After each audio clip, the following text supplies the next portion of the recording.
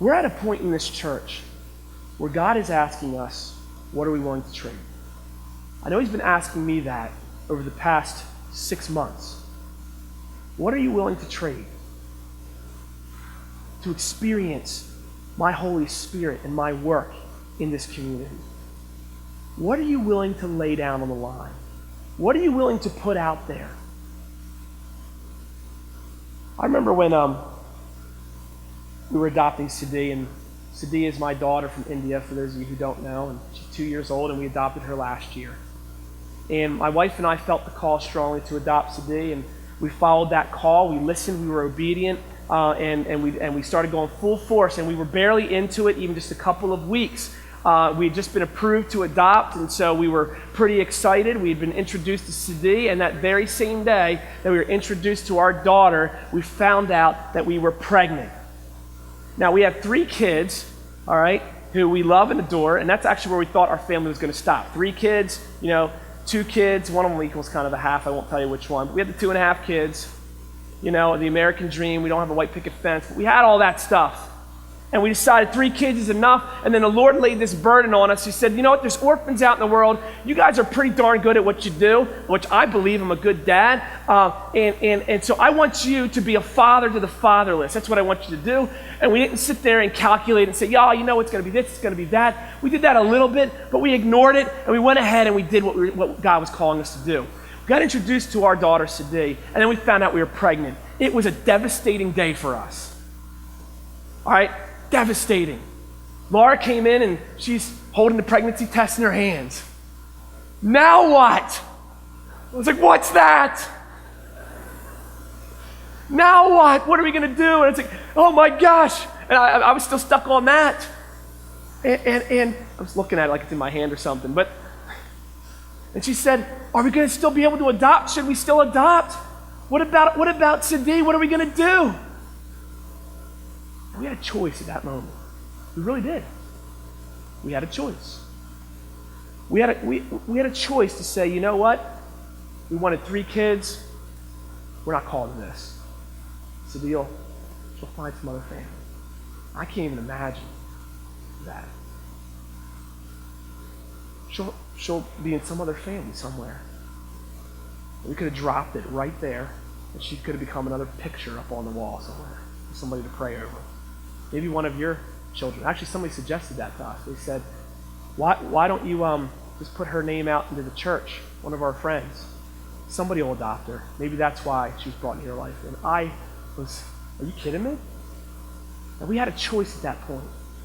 And I believe God was saying, are you going to follow me? Are you going to trade in what you thought it was supposed to be like for my plans? The other day, I was laying on the couch. I was sick as a dog. This is this past week. And Laura was out, and Joven, who's our son, he was the one who was born, and Siddhi were sitting there at the ottoman, and all I could see was their shoulders and heads. Now, Joven is only 1. Siddhi is going to be 3 in September, so you can imagine how her size, most of you have seen her, and they're just equal with each other. It's one of the most amazing sights to see an infant next to a 2-year-old that small. It's so cute. And they're sitting there, and they're both smiling at me. And they're both playing with each other, tapping each other's heads and playing and talking to each other. They both pretty much sound the same because Siddhi's still learning English, and she's map, map, map, and he's map, map, map, and they're talking back and forth. And I got emotional there. I know, shocker. Because I saw right there God's plan for our family. And I wondered to myself, if God had given us the choice, if God had come into our house that day and said, listen, I want to give you a son, and I want you to adopt this daughter, would we have said yes if we'd had a choice? Would we have said yes if we didn't understand that blessing that those 2 little babies standing in front of me were going to be? I think we probably would have said no, even if God had said, follow me. And I never would have experienced my son and the blessings that God has given me through my son and my daughter.